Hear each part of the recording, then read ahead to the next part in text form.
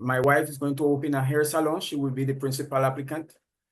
But the issue we're having right now is that in order to get the business license, and you need also an owner's license for the beauty salon. You need a visa, a working visa, or be a permanent resident or a citizen. Totally. I get it.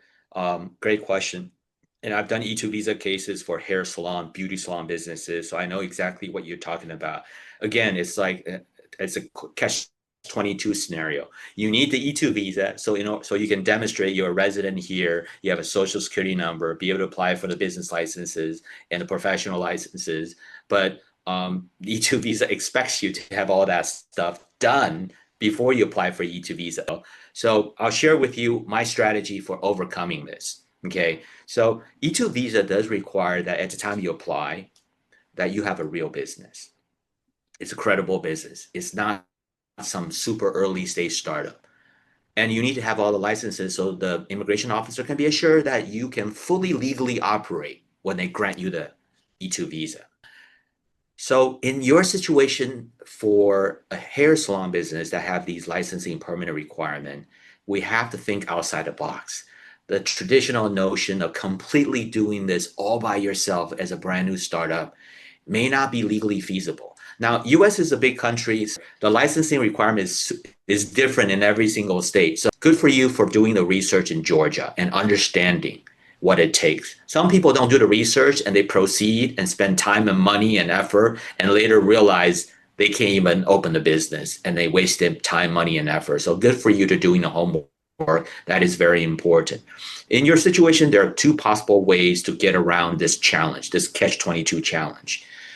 One way is to have a US person that you know and trust that could be, at least temporarily, a partner in your business venture, where you can borrow that individual's identity to secure the business licenses and permit necessary to get the business established and up and running.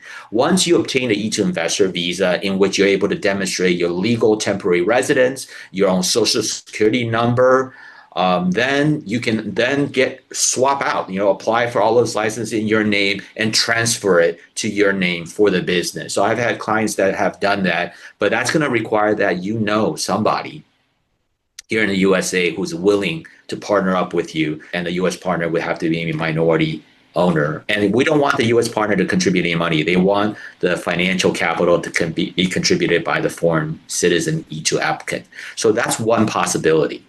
Second possibility that I've done successfully is where you look for existing hair salon, beauty salon related businesses that are up in the market for sale.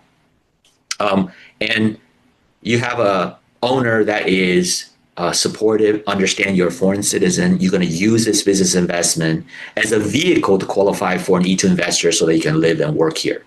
So that if the seller is supportive, and especially if the seller is an immigrant, they tend to be much more understanding in my experience.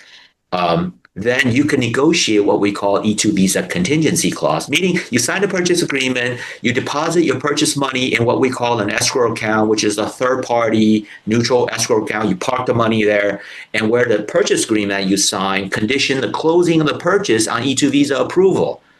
So if E2 visa is not approved, you get your money back and you cancel the purchase agreement. If the seller is willing to condition the closing of purchase on E2 visa approval and wait for your E2 visa processing to decision, then it's possible for you to apply for E2 visa without the licenses, because you would only get the licenses after you get the visa approved and close the purchase and transfer the ownership of the business to your name.